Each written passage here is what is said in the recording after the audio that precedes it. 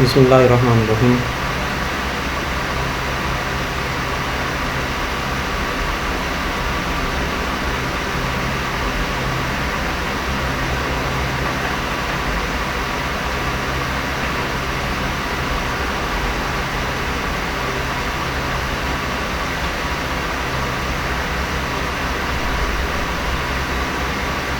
Class, we want to continue our dynamics lecture.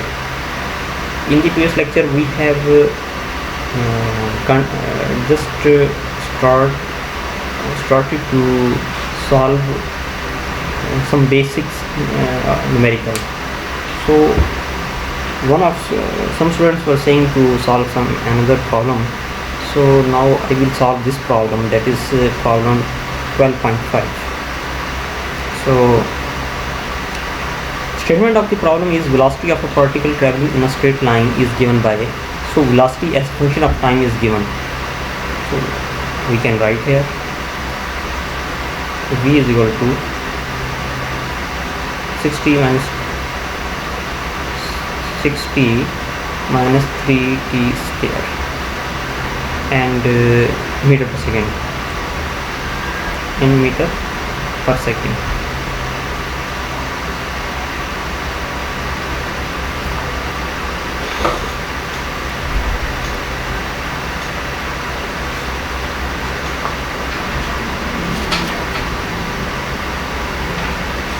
And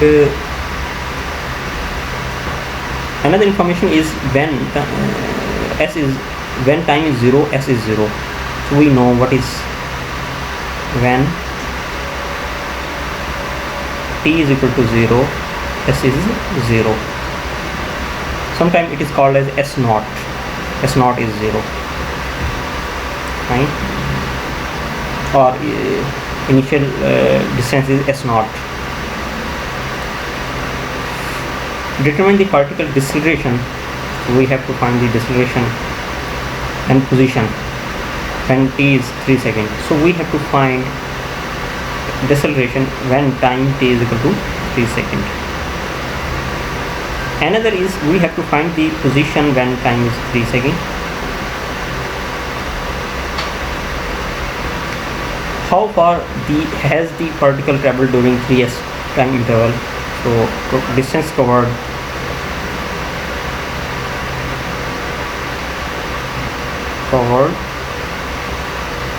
in 3 seconds.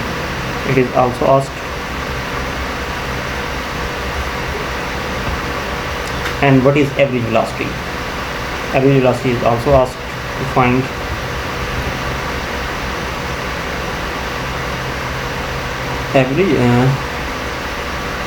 Average speed.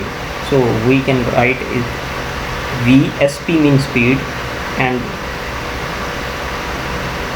placed bracket, and subscript of bracket is average. So this is average speed. So 1, 2, 3, 4 things we have to find in this problem. Given information is this and this.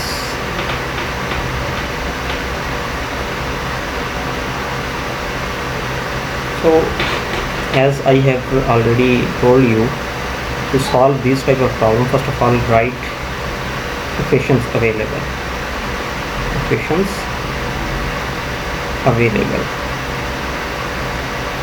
So equation available are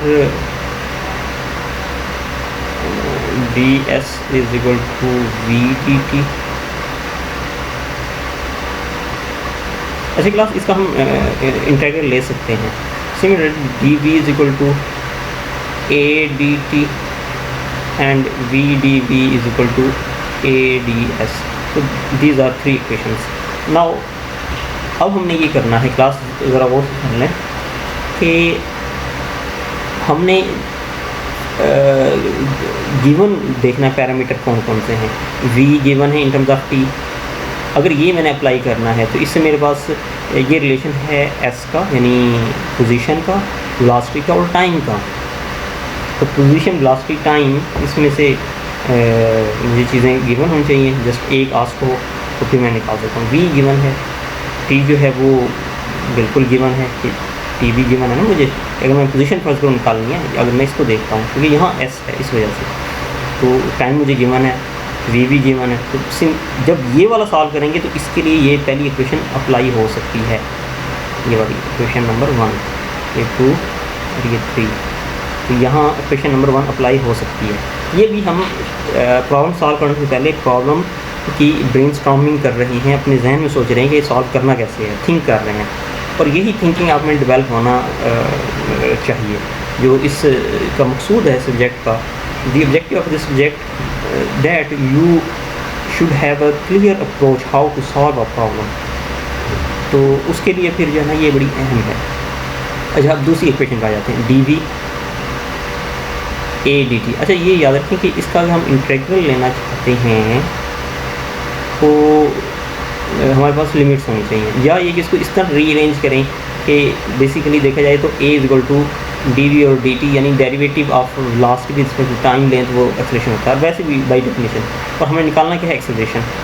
तो ये वाली अगर हम rearrange करके लिखें तो acceleration हमारे पास आ सकता है। तो फिर हम ये यानी अप्लाई कर सकते हैं पहले के लिए। अब इसको सॉल्व करने के लिए ये सेकंड इक्वेशन में अप्लाई करने लगा हूँ। अब ये देखिएगा मैं कैसे कर रहा हूँ। मैंने इससे पहले यहाँ लिखा सोल्यूशन, फिर मैंने इक्वेशन लिख दी d v is equal to a d t. इसको अगर मैं इस तरह लिख लूँ कि एक्सेलरेशन में निकालना है वो बेसिकली डी वी और डी टी है। अब v in terms of t given है, तो इसको मैं ऐसे लिख सकता हूँ टी स्क्वायर, इक्वेशन क्या थी ना, 6t minus 3t square.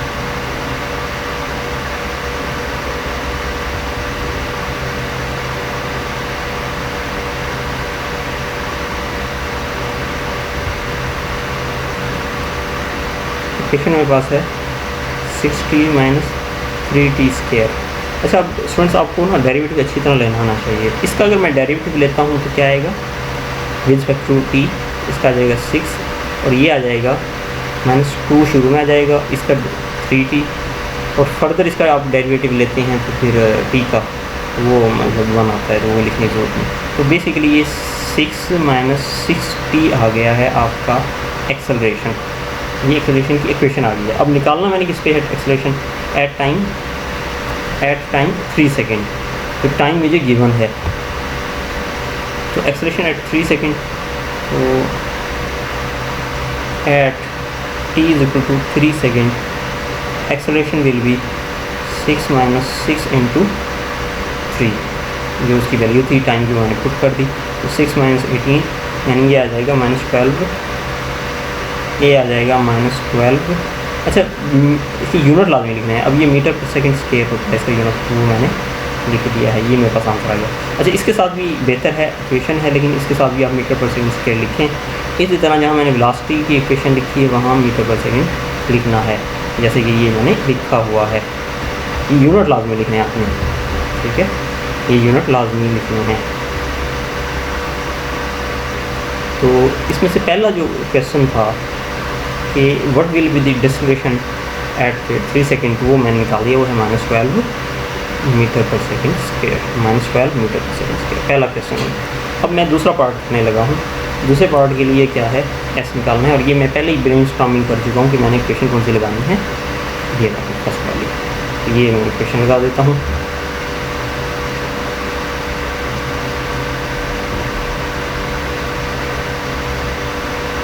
D s is equal to v d t. इसमें करना क्या है, क्योंकि v in terms of t लिखना है तो ये लिख लेते हैं यहाँ। ये था 6t माइनस 3t स्क्वायर, ये आप चाहिए चेक कर लें, v यही है, ऊपर हम चेक कर लेते हैं, बिल्कुल v equal 6t minus 3t square यही है। ये मैंने लिख दिया, v लिख दिया, और साथ में आ जाएगा dt। अब हमने करना क्या है, इसका इंटीग्रल ले लेना है। इसमें जो लिमिट आएंगी वो डेरिवेटिव जो इंटीग्रेशन का वेरिएबल है ना, इस यहाँ इंटीग्रेशन वेरिएबल है टाइम t, और यहाँ इंटीग्रेशन का वेरिएबल है s पोजीशन। तो इसका मैं ले लेता हूँ from t0 to any time t variable. तो यहाँ जब ये टाइम t0 था उस वक्त s क्या था वो हमें गिवन है। जब टाइम t0 है उस वक्त s की वैल्यू क्या है वो हमें गिवन है यहाँ t0 s0। ये क्वेश्चन की स्टेटमेंट में भी गिवन है। अगर यहाँ लिखा होता है s इज इक्वल टू 10 20 0 तो हम यहाँ लिमिट में 10 पुट करते, ठीक है। अब 0 की मैंने तो 0 करेंगे। अब ये देखें अच्छी तरह कि यहाँ मैंने टाइम की लिमिट पुट की है 0 से t, तो यहाँ मैंने इसकी लिमिट पुट करनी है जब टाइम 0 है उस वक्त x की वैल्यू क्या है 0 to any time any distance s। तो यहाँ अगर मैं इसको इंटीग्रेट करता हूँ तो ये बेसिकली आ जाएगा s, क्योंकि 1 की इंटीग्रेशन s आएगी और उस पर लिमिट हमने अप्लाई करनी है 0 से s इज इक्वल टू ये बेसिकली आ जाएगा 60 का square divide by 2 minus 3t cube divide by 3, ये इंटीग्रेशन आ गई। और इसकी हमने क्या करना है, इसकी लिमिट ले लेनी है फ्रॉम 0 टू t। अब इसमें upper limit minus lower limit करते हुए ये आ जाएगा s माइनस 0, और यहाँ अपर लिमिट जब हम पुट करेंगे तो ये बेसिक अच्छा ये थोड़ी सी कटिंग हो रही है, 2 3s और 3 से 3 कैंसिल, तो ये 3t square minus t cube, और इसकी लिमिट है फ्रॉम 0 टू t। इस पर अभी हम लिमिट अप्लाई नहीं कर सके क्योंकि हमने सिंप्लीफाई करना था। इस स्टेप पे हम इसमें लिमिट करेंगे। जब मैं यहाँ अपर लिमिट पुट करता हूँ तो ये जहाँ जहाँ t है वहाँ t पुट कर देंगे, तो ये ऐसे ही आ जाएगा माइनस लोअर लिमिट। लोअर में 0 जब करेंगे तो 0 आ जाएगा, ये वाला माइनस, फिर लोअर में जब 0 पुट करेंगे 0 का क्यूब भी 0 होता है। तो बेसिकली s इक्वल हमारे पास आ जाएगा 3t square minus t cube, और ये किस में होगा मीटर्स में। ये हमारे पास s की जनरल इक्वेशंस आ गई। लेकिन मैंने s फाइंड करना था at time is equal to 3 second, इस पे फाइंड करना था। मैं अपनी तरफ से नहीं लिख रहा, ये यहाँ स्टेटमेंट में था कि s फाइंड करना जब टाइम 3 सेकेंड हो। तो मैं 3 सेकेंड यहाँ पुट करने लगा हूँ। जब मैं यहाँ पुट करता हूँ 3 सेकेंड तो s बेसिकली इक्वल आ जाएगा 3 × 3 स्क्वायर माइनस 3 क्यूब, तो ये आ जाएगा 9 × 3 27, और 3 का ये भी 27, तो s is equal to 0 metre आ गया। ये डिस्टेंस कवर्ड है 3 सेकेंड के अंदर।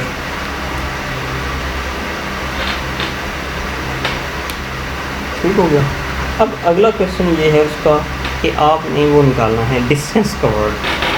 अच्छा, अब डिस्टेंस जो है ना, पोजीशन और डिस्टेंस में फ़र्क होता है। अगर एक चीज़ है वो यहाँ से स्टार्ट हुई, यहाँ गई और फिर ये वापस यहाँ आ गई, तो इसका अगर देखा जाए तो ये पोजीशन 0 पे ही है, ठीक है, तो उसकी पोजीशन 0 रहेगी,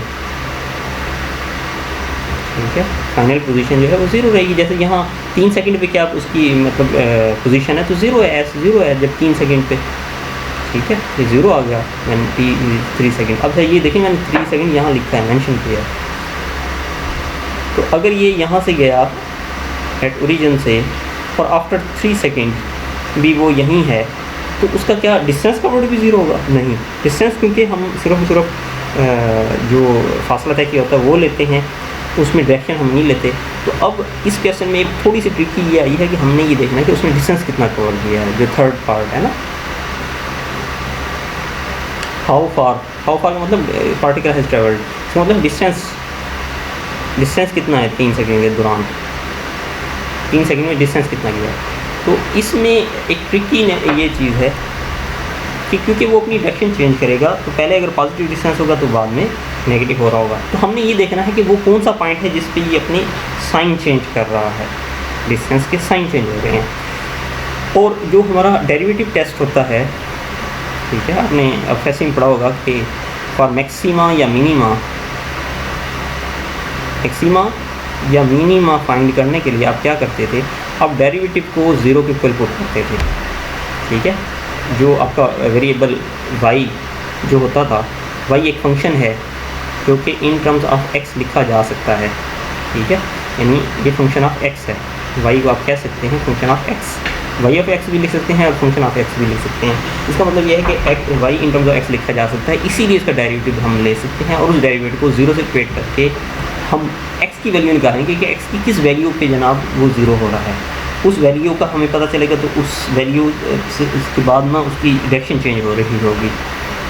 यही कंसेप्ट हमने यहाँ अप्लाई करना है, जो FSC के कंसेप्ट है आपने पढ़ा होगा FSC डेरिवेटिव में मैक्सिमा और मिनिमा का। अगर नहीं पढ़ा तो आप काइंडली उस चैप्टर में दोबारा जाके डेरिवेटिव को वहाँ मैक्सिमा मिनिमा की पूरी थ्योरी पढ़ लीजिएगा। तो अब हम उस कंसेप्ट को यहाँ अप्लाई करने लगे हैं। अच्छा, अब मेरे पास है क्या, मेरे पास जो चीज़ें हैं वो तो फिर वो हैं, क्या कहते हैं, S और T की सूरत में है। तो इसका मैं अगर डेरिवेटिव लेता हूँ, ठीक है, विद रिस्पेक्ट टू टाइम, तो मैंने क्या करना है, मैंने ds ओवर dt को 0 के इक्वल पुट करना है। अब यहाँ लकीली मुझे पता है कि ds और dt क्या होता है, वेलोसिटी होता है। अकॉर्डिंग टू डेफिनेशन मुझे पता है ds और dt क्या होता है, वेलोसिटी होता है। अगर किसी को समझना है यार, वो अप्लाई करना चाहे, वो अगेन इसका डेरिवेटिव ले लेगा। वो डेरिवेटिव जो आएगा वो एग्जैक्टली वही आएगा जहाँ से हमने शुरू किया है क्वेश्चन, यानी v इसी के इक्वल आएगा 60 - 3t²। तो इस कंसेप्ट को यूज़ करते हुए मैं यहाँ लिखूँगा 60 - 3t² = 0। ठीक है, तो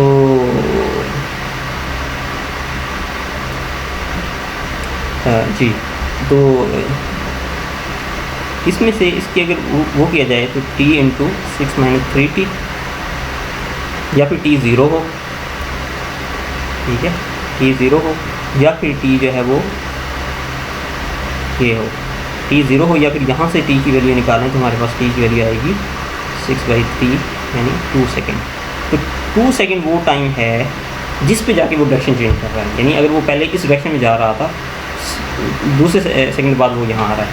तो हम अब क्या करेंगे, हम ये करेंगे कि जो डिस्टेंस कवर्ड है एट 2 सेकेंड वो फाइंड करेंगे। ठीक है, डिस्टेंस एट 0 हमें पता है, डिस्टेंस एट 2 फाइंड कर लेंगे।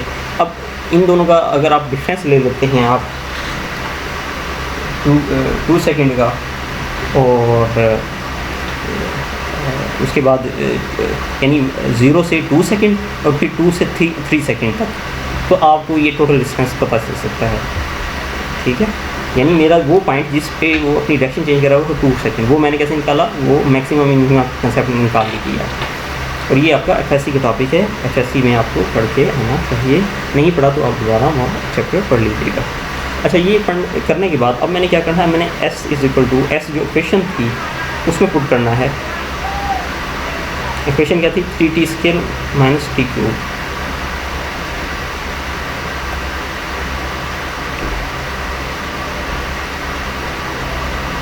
मैंने क्या करना है, S at t = 2 सेकेंड।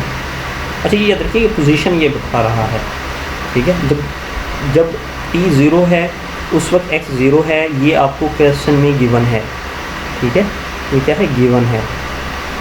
अब दूसरी चीज़ हम निकालेंगे, जब टाइम 2 सेकेंड हो तब s की वैल्यू क्या होगी। अब मैं इसमें क्या करूँगा, इसकी जगह 2 पुट कर दूँगा।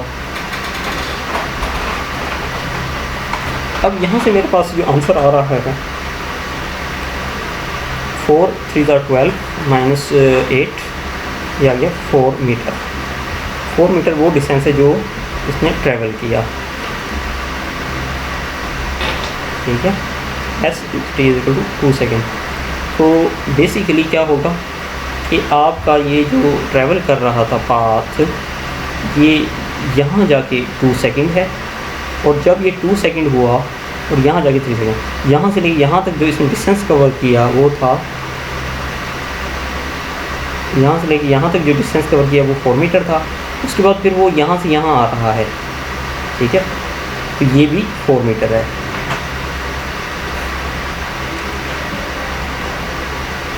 किसी को ये समझ ना आए तो उसका सिंपल सा तरीका है कि हमने क्या करना है, पोजीशन एट, जब पोजीशन है यानी जब टाइम है 2 सेकेंड तब पोजीशन है 4 मीटर, और जब टाइम है 0, जब पोजीशन है 0 तो इस पोजीशन से माइनस करें तो आपके पास 4 आ जाएगा। फिर हमने यानी 0 से 2 सेकेंड तक इसने ट्रैवल किया 4 मीटर, फिर 2 सेकेंड से 3 सेकेंड तक ये कितना ट्रैवल करता है ये पूछा जा रहा है आपसे। तो क्या करेंगे, तीसरे सेकंड पे क्या थी 0 और दूसरे सेकंड पे थी 4, तो ये क्या आ जाएगा -4 मीटर। लेकिन जब आपने डिस्टेंस लेना है तब हम डायरेक्शन नहीं लेंगे, उस वक्त सिर्फ 4 ले लेंगे। तो इसमें हम अब लिखेंगे डिस्टेंस कवर्ड, वो क्या आ जाएगा 4 जाते हुए और 4 ही वापस आते हुए, यानी 8 मीटर हो जाएगा डिस्टेंस। ठीक है, तो ये तीसरे वाला जो पार्ट था वो भी हमारा हो गया। How for has the particle travel during 3 second, उसने डिस्टेंस कितना कवर किया 8 मीटर। ठीक है, पोजीशन कहाँ है, शुरू में भी 0 पे था और आफ्टर 3 सेकंड भी 0 पे है, ये हमने निकाला है। अब आखिरी चीज़ एवरेज स्पीड, स्पीड तो बहुत आसान है, जब आपके पास डिस्टेंस हो तो स्पीड निकालना बहुत आसान है। आखिरी हमारी चीज़ क्या फाइंड करनी थी हमने, आखिरी हमने निकाली थी वी स्पीड एवरेज, वो हमें निकालनी है। ये निकालने के लिए क्या करेंगे, हम इसका फार्मूला लगाएंगे, बड़ा आसान सा फार्मूला है, स्पीड का तो बहुत आसान सा फार्मूला है। तो वी स्पीड एवरेज ये हम अप्लाई करना चाहते हैं, ये बेसिकली किसकी इक्वल है, distance covered over total time. Distance covered कितना है 8 मीटर, टोटल टाइम कितना है 3 सेकेंड। ठीक है, टोटल टाइम, ये टोटल टाइम इंटरवल कर लें, तो ये डेल्टा टी, तो ये कितना है 3 सेकेंड, तो ये 8/3 का आंसर अगर देखें तो ये आएगा 2.667 मीटर पर सेकेंड वी स्पीड एवरेज आ गई। तो ये है बेटा एक क्वेश्चन, बड़ा आसान सा क्वेश्चन है, तो मैंने अपनी तरफ से कोशिश किया इजीली आपको समझा दूँ। अगर इसमें कोई इशू हो तो आप जो है मुझसे पूछ सकते हैं, जो नेक्स्ट लेक्चर होगा उसमें भी पूछ सकते हैं, लेकिन पहले आप खुद ट्राई कीजिएगा, खुद ट्राई किए बगैर पूछने का फ़ायदा नहीं होगा। ठीक है क्लास, अल्लाह हाफिज़।